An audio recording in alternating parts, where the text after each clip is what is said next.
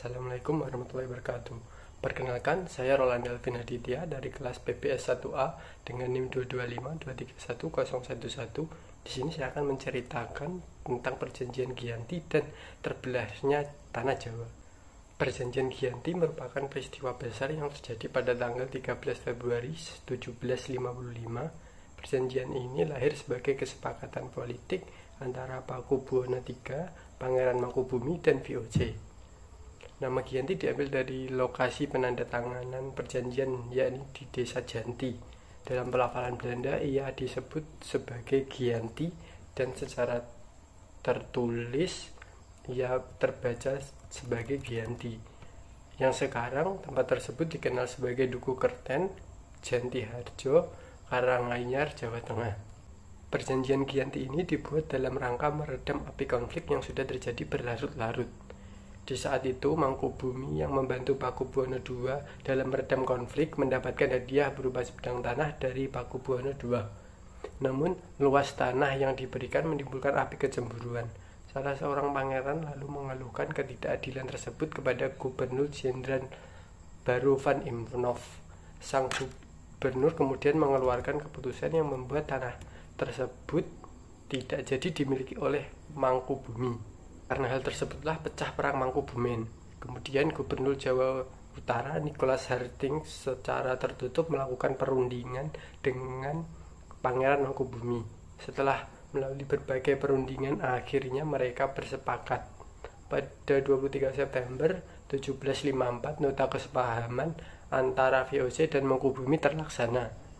Dan nota tersebut disampaikan kepada Pakubuwono III. Nota tersebut menyatakan bahwa Pangeran Mangkubumi mendapat wilayahnya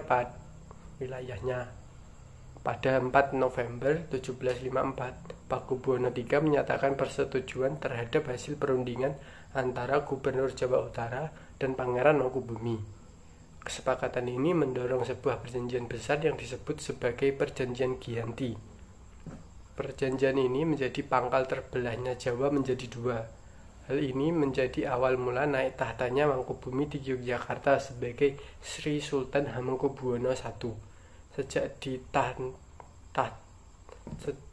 ditandatangani perjanjian tersebut pada 13 Februari 1755.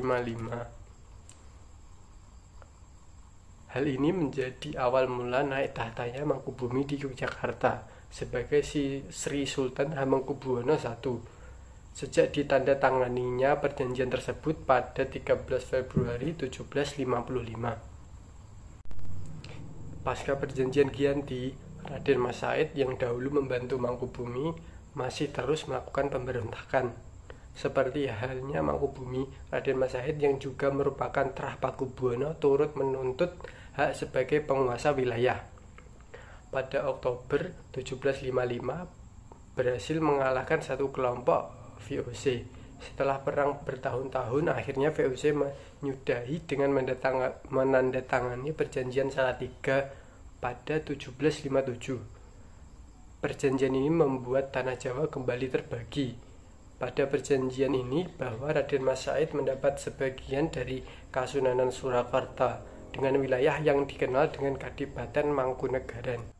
Terpecahnya Jawa ini belum berhenti. Pada 1813 di masa Gubernur Jenderal Stanford Raffles, Kesultanan Yogyakarta juga terbelah dengan lahirnya Pakualaman. Dengan demikian, tanah Jawa memiliki 4 wilayah pemerintahan, masing-masing tumbuh dengan perbedaan, model, dan orientasi politik.